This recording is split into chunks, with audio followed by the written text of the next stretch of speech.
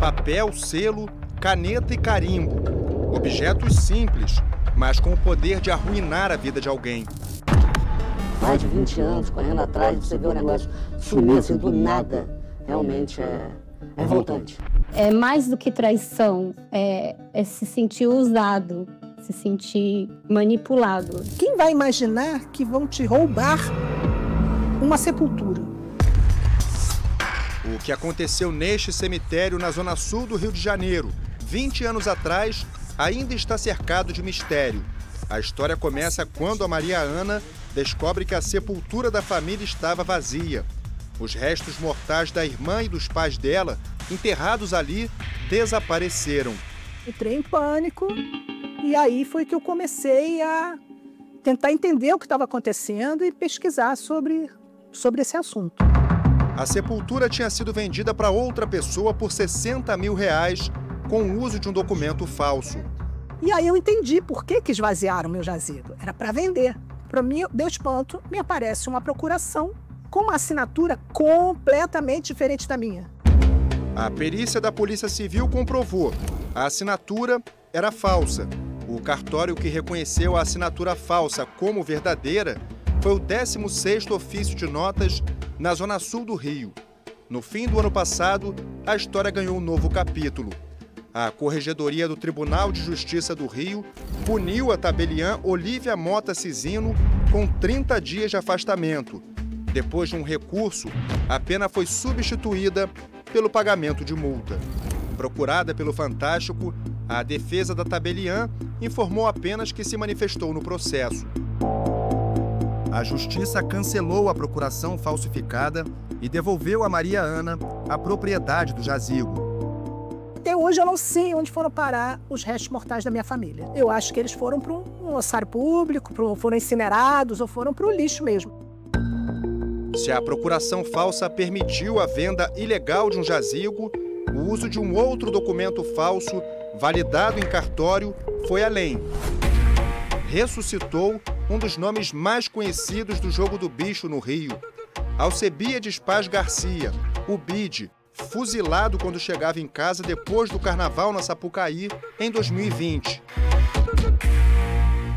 3 meses depois de ser assassinado, Alcebiades Paz Garcia teria caminhado por essa rua, entrado no 12º ofício de notas e aberto firma.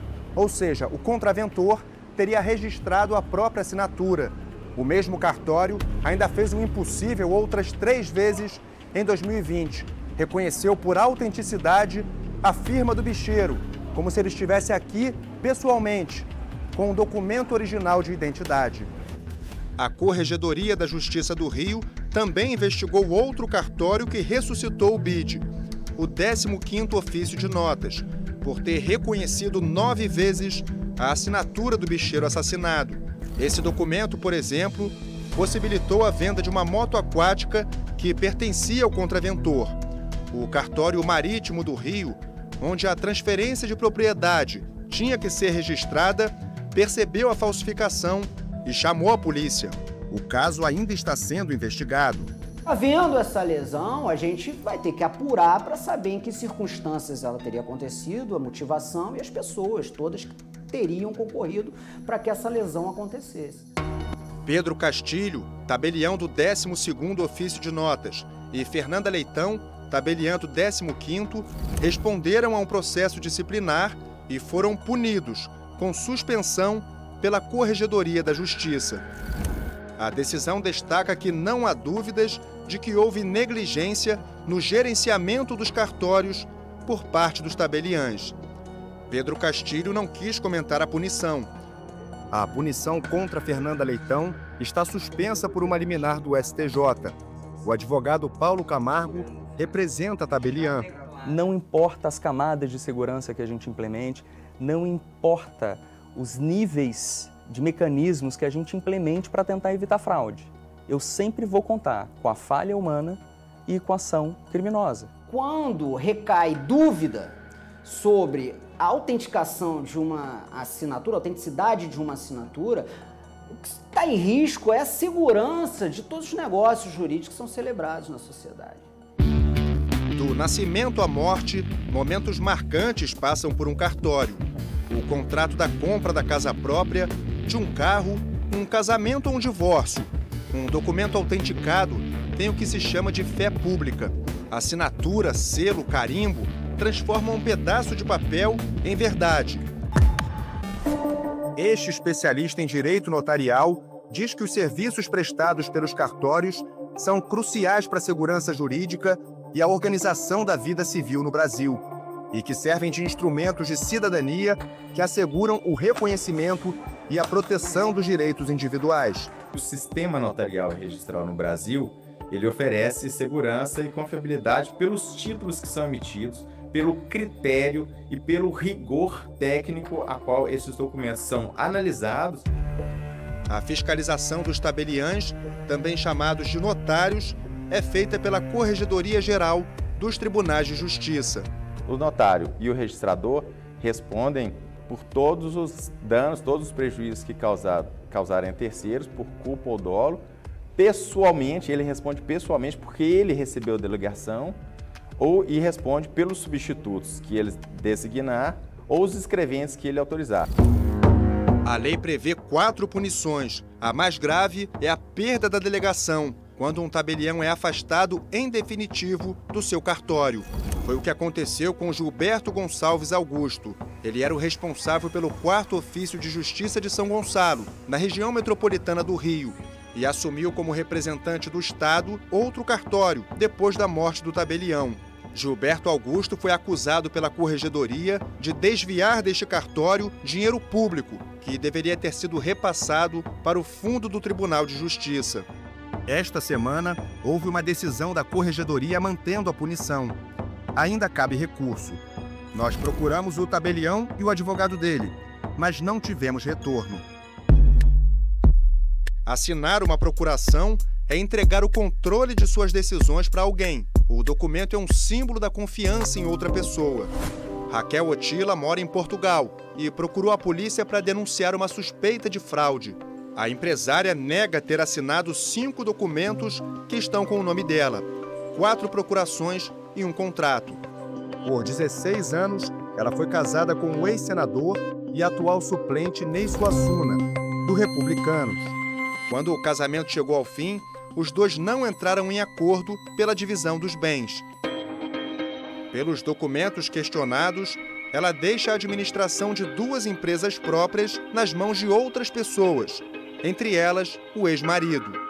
Esses documentos só poderiam ter sido validados com a assinatura por autenticidade da empresária, ou seja, ela precisaria estar na presença de um tabelião ou escrevente do cartório. Nessa época, eu já não morava no Brasil, eu sequer estava no país. Então, assim, é impossível que eu tivesse assinado presencialmente essas procurações. Raquel apresentou à Delegacia de Defraudações do Rio um documento da Polícia Federal para provar que não estava no Brasil nas datas das assinaturas, entre maio de 2020 e novembro de 2021. Na semana passada, o Ministério Público denunciou uma funcionária do cartório, Ney Suassuna, pelo crime de falsificação de documento público. A denúncia foi rejeitada na Justiça. A decisão destaca insuficiência de elementos probatórios autorizadores de indícios de autoria do delito ou de prova de materialidade para deflagração da ação penal. O MP disse que ainda não foi notificado sobre a decisão. A investigação contra o cartório continua na Corregedoria Geral da Justiça. Sobre a rejeição da denúncia, o MP ainda pode recorrer. Nós falamos com Ney Suassuna por telefone, mas ele não quis gravar a entrevista. Em depoimento à polícia, ele negou que tenha falsificado documentos ou procurações e disse que pretende adotar medidas contra Raquel por denunciação caluniosa. A Corregedoria da Justiça abriu um processo disciplinar para apurar indícios de possível falha gerencial da tabeliã Fernanda Freitas Leitão. E é impossível exigir que a tabeliã ela seja onipresente e esteja ao lado de todos os funcionários 24 horas por dia, enquanto eles praticam seus atos. Se assim o fosse, não tinha razão de ser dela ter funcionários. A responsável pelo 15º Ofício de Notas está suspensa por 60 dias, mas por outro motivo. um documento falso que destruiu as esperanças de uma família da zona norte do Rio. Era a pandemia quando uma carta chegou para uma senhora de 82 anos. O comunicado da Receita Federal dizia que a aposentada tinha caído na malha fina. O motivo? Ganhou R$1 milhão e não pagou imposto. A família descobriu da pior forma possível que um longo processo contra a União tinha chegado ao fim. A idosa tinha direito a um precatório, uma ordem judicial para o pagamento de dívidas de governos, mas o dinheiro nunca caiu na conta dela. Os filhos conversaram com a nossa equipe e preferiram não se identificar. Indignação, revolta, depois de tantos anos você batalhando por uma coisa, né?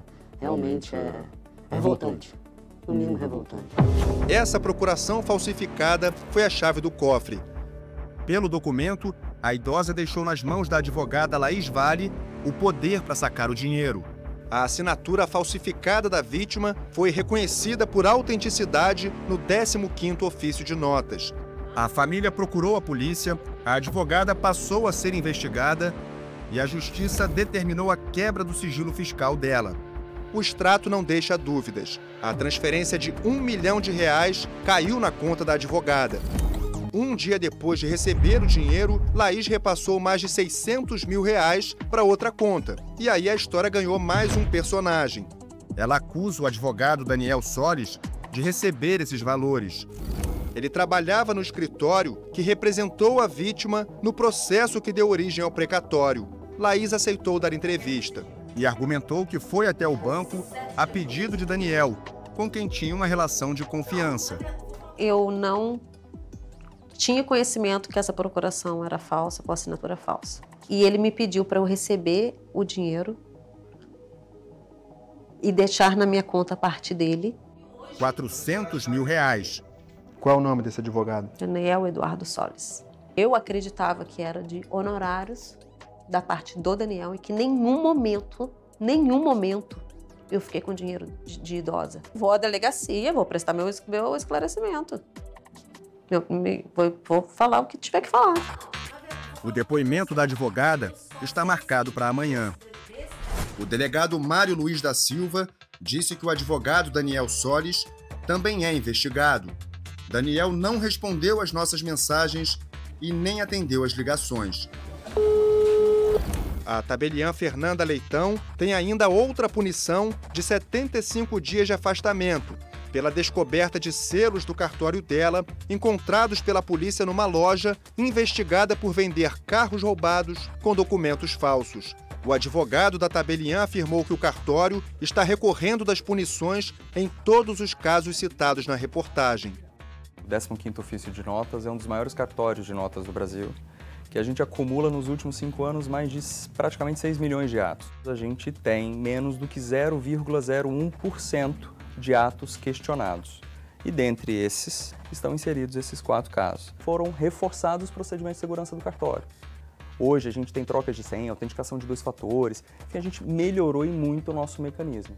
Na semana passada, enquanto o Fantástico gravava essa reportagem, a Corregedoria Geral do Tribunal de Justiça do Rio publicou novas regras. Os cartórios serão obrigados a tirar fotos ou coletar impressão digital no momento da abertura de firma. Além disso, os atos de escrituras, procurações públicas, atas notariais e testamentos deverão ser gravados em vídeo. Para as vítimas, o desfecho dos casos ainda está bem longe de um fim. Acho que a gente tem uma luta aí pela frente, eu não quero que isso fique impune de jeito nenhum. Tudo isso está na justiça, está sendo investigado e eu espero que a verdade apareça, só isso.